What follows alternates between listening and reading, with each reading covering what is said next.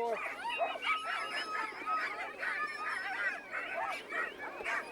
47, 48, 49, 50, 51.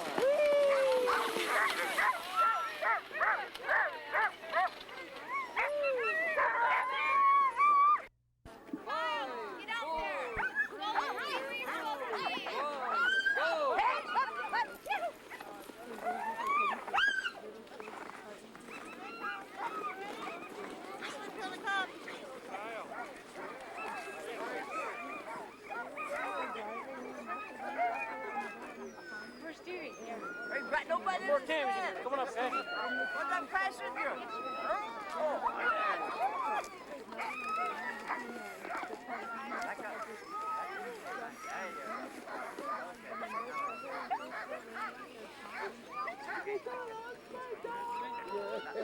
One minute.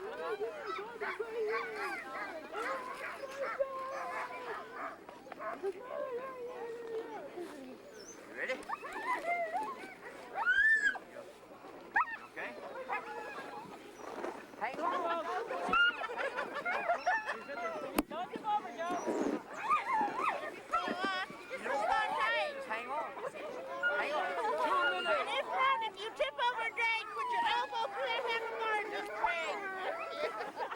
Hey, they'll quit in a few minutes.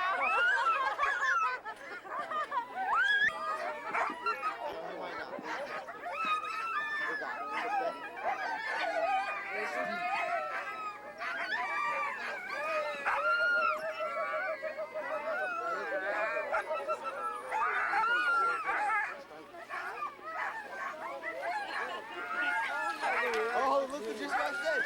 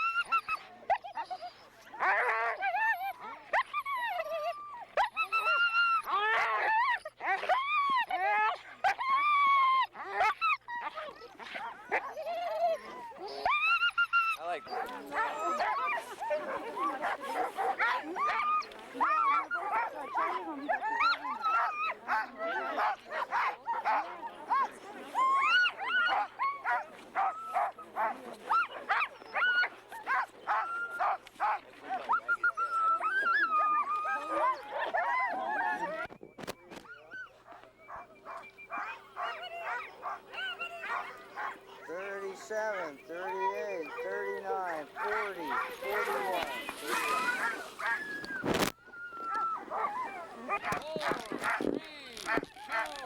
1, go!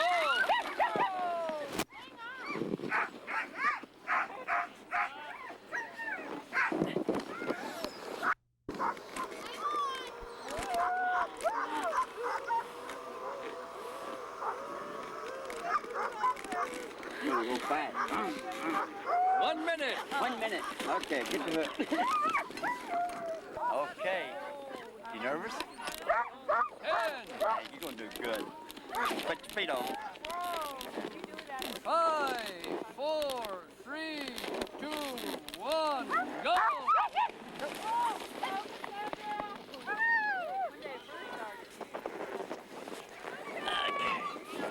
Your knees still working? Yeah.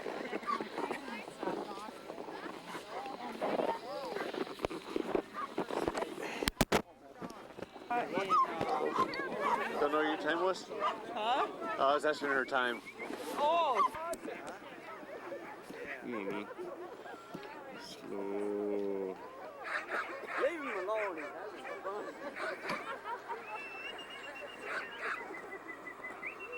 Come on, Bear! Come on, Bear! Come on, Bear! Come on, Bear! Come on, boy! Come on, Easter! Come on, boy! Come on, boy! Come on, boy!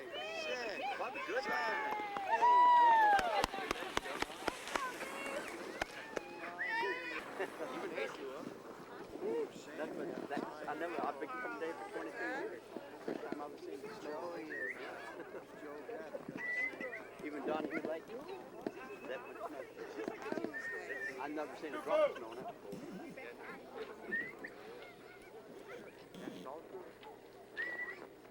Overflow.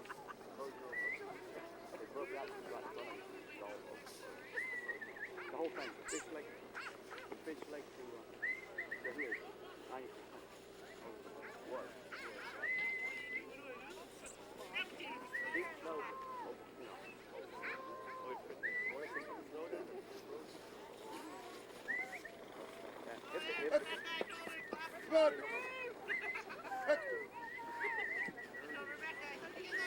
Was that Rebecca? Yeah. Oh, I see. Hey, you see it? Uh-huh. 24, 25, 26, over.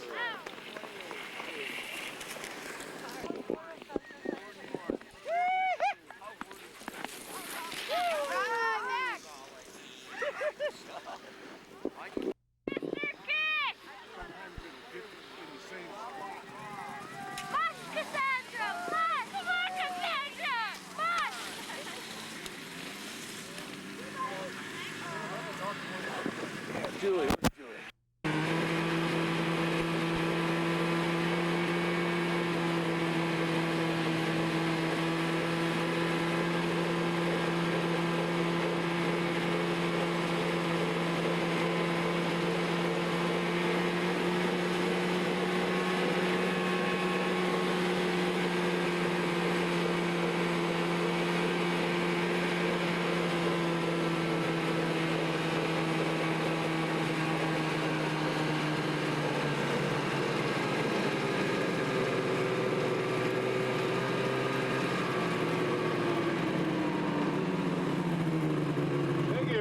How to try to save sprint racing and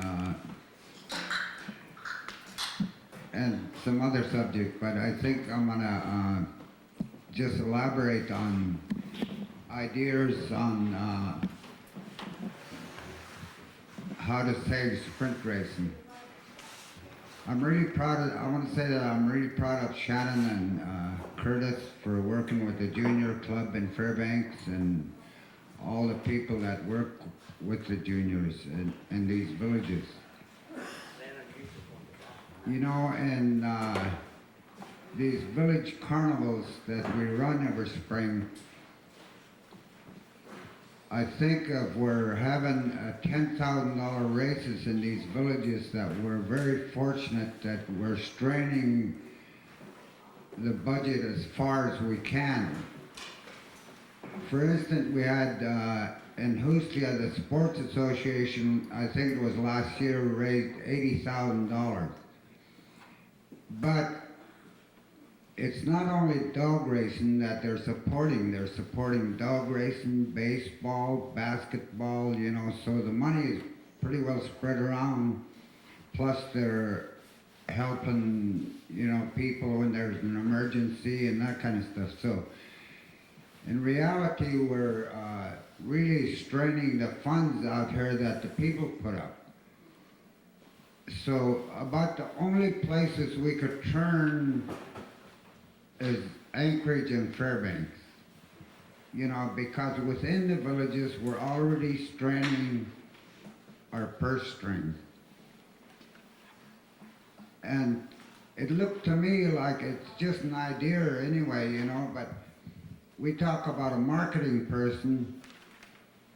I think what needs to happen is Anchorage and Fairbanks, because they're the ones actually that's got to take the responsibility of saving sprint racing. And if we can somehow get those clubs to get together and have a private organization promote Anchorage and Fairbanks, I think that'll be our savior, because there's nothing else that's going to save these dog racing beside money. I mean, it's the truth. That's all there is to it, you know. When I was racing, even as well as I was doing, there was no way I could have done it if the prize money was not there. But even back then, even the prize money was better back then than what it is today. I mean, there was every weekend, starting from January 1st, you could probably hit a $20,000 race every weekend right up until into April. Now you're lucky if you got $20,000 total purse in the Rendezvous and Fairbanks. And the only way we're going to save ourselves is through those two clubs, because out here we couldn't do it. We don't have the exposure, and there is no company that operate in these villages that actually make money except the fuel companies. I worked for them for a long time, and I'm aware of how much money they make. But even those teams, like, it might be one fuel company that's covering the whole interior and the coast right now. And they are supporting, this fuel company is supporting different things, so we can't very well, just because of the size of the village and the amount of fuel we consume is not enough to ask them for help, because even as high as the fuel is today, we still don't make enough, they don't make enough in our village to be able to support dog races. So we have to step outside. And the only way I see it is Fairbanks and Anchorage getting together and getting a marketing person to save the sport of Alaska dog racing, really, and where it started, originated is sprint racing. That's the only hope we got. So if some of you guys go back to your club, you know, maybe you could throw the idea at them or something, you know, and they have, you know, there's sorts of money in the city that could be tapped. You know, we're losing out. It isn't only the club's fault. It's the sprint mushing world themselves that maybe not making it popular. For instance, to be truthful with you, Eagle Ellis is the worst thing that's happened to dog racing. I mean, that's the god-awful truth. Because in order for a star like that, he is a star, he has to be liked by the people. And that there is, Eagle just doesn't have it, you know, but he has the dogs, he's beaten us. You know, so there, he's not gonna do it for us. The club has to do it, because the star of our sport today is not going to be any help to us the way I look at it. When it comes to drawing the public, Eagle just doesn't have it. And that's part of our problem in the sprint racing world today. That's the reason our village races are as popular as they were 50 years ago. And in the cities, it's dying off because of the star they got. You know, and we generate more money during the weekend of the North American in Fairbanks than the Yukon Quiz or any other long distance races generate. The problem is, the business look at us and they say, well, they're doing their own thing. We're going to get that money coming in from the villages anyway. You know, so they're ignoring us. But if we had a marketing person, we could have that person go out and say, well, you're going to have to help us if you keep wanting us to generate this money, you know. And really, coming from the village, we can't do it. It has to be done by the clubs in Fairbanks and Anchorage, and the only way I think it's going to happen is if they get together and, you know, trying to save our sport. Thank you.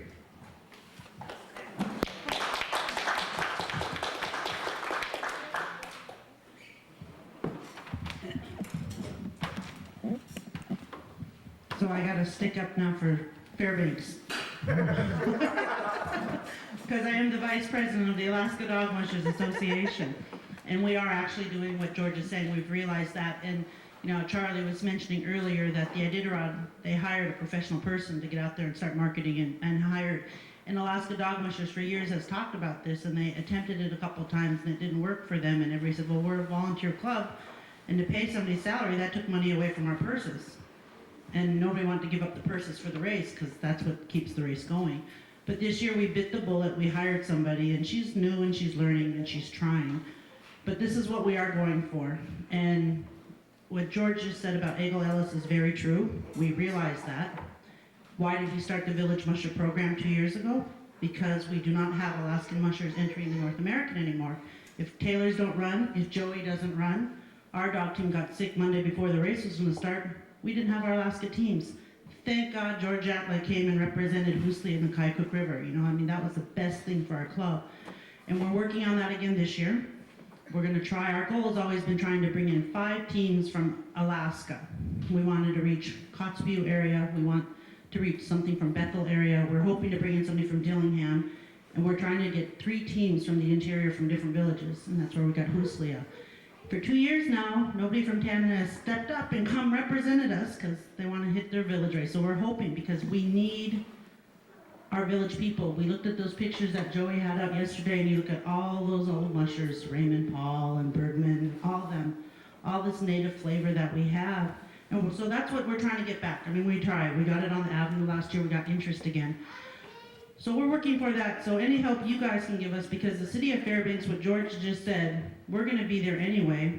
When we go to the city and we ask them for money and we're going to these businesses, they don't look at the dog club bringing in this money anymore. They're looking at Tanana, Chiefs, and Doyen are having their regional meetings there. They forget the history that they're having their meetings because we're having our dog race, and that was the good time, the spring carnival for Fairbanks. So we're trying to work that back. So we are working on that. We haven't worked with Anchorage yet, but we're getting that way. So I'm promoting the Village Musher program, so you guys keep it in. I heard Kaikuk is working on it. They're going to work on their teams.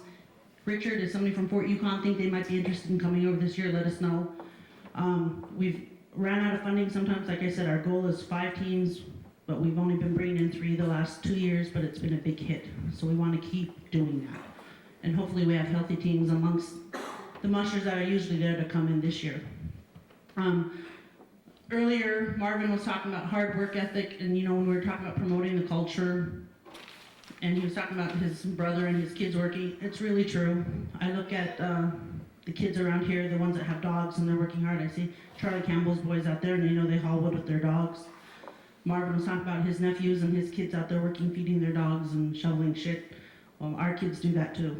And we have their friends come over all the time. Our house is full of kids all the time. And they're out there helping Lester shovel shit so he can get done sooner so they can go buzz around in snow machines or something. But they come to our house, they have to pitch in and do chores.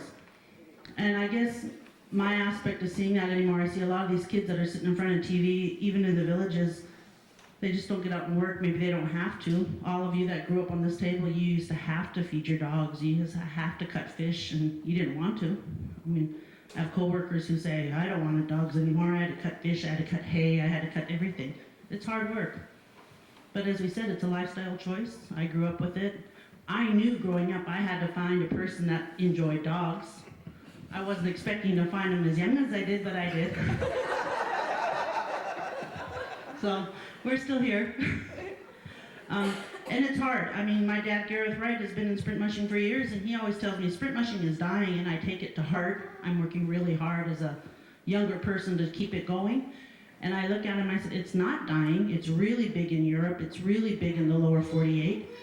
Charlie Bolding and Robin over here, their handler, came up from Michigan. He was a sprint musher in Michigan. He wants to run the Iditarod.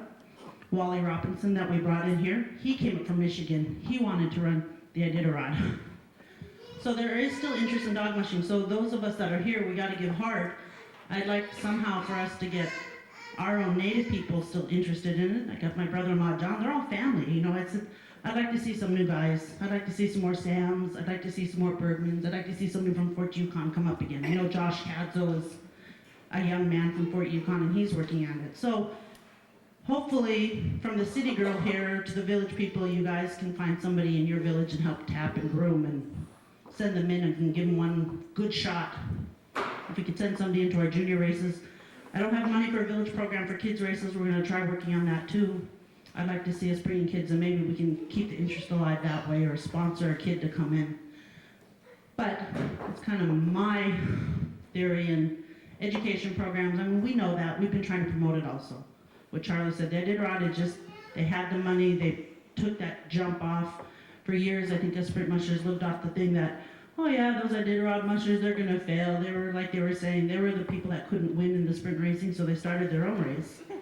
But lo and behold, it did take over, and everybody takes it for granted. So, I agree wholeheartedly with George. I want to let George know we're trying still, George. And any more help we get, I appreciate it. So, that's my 2 cents.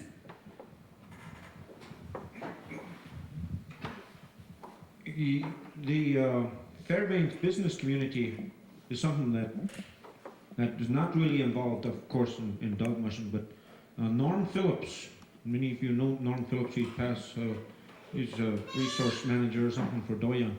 He's now the chairman of the Fairbanks Chamber of Commerce, and I co-chair a urban relations committee with the chamber, and with the Fairbanks Convention and Visitors Bureau, I chair a committee that 3 years ago I got on their board as an appointed member, and then after a failed election and then a successful one, I got elected to the Fairbanks Convention and Visitors Bureau. First native person and first non-Fairbanks resident to sit on that board. And they've been around for about 40 years. But what we do is we want to go out and visit villages and start a relationship.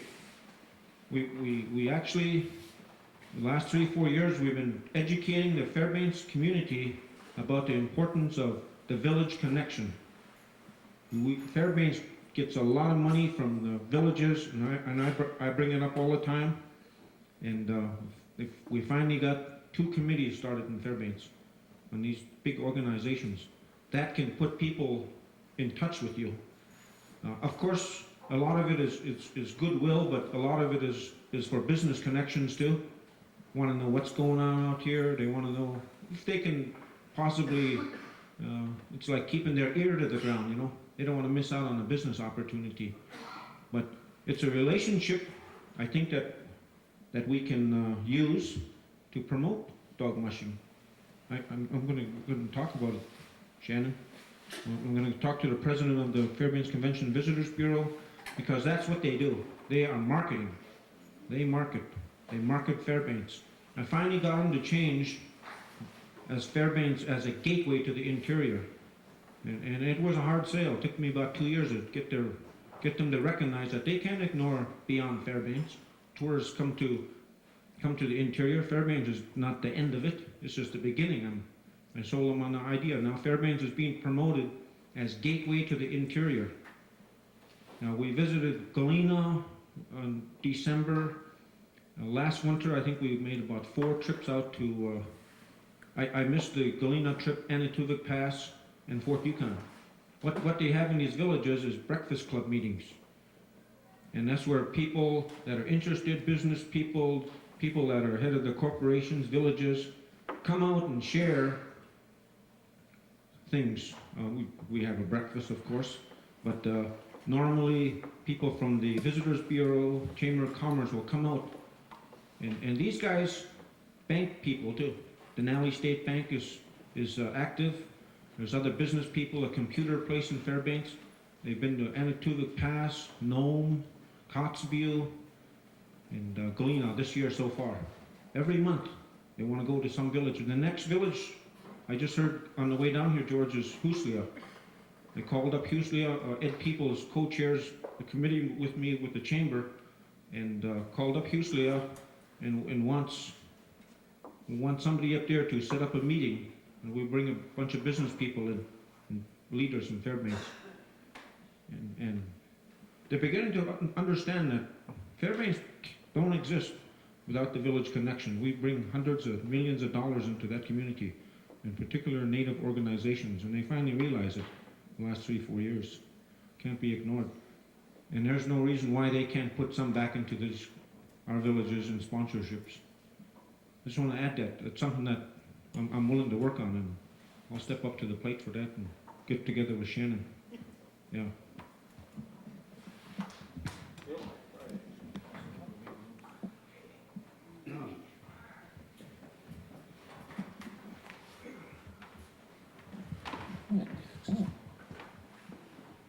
Well, I'll get back to the animal caring, because I'm so far behind now.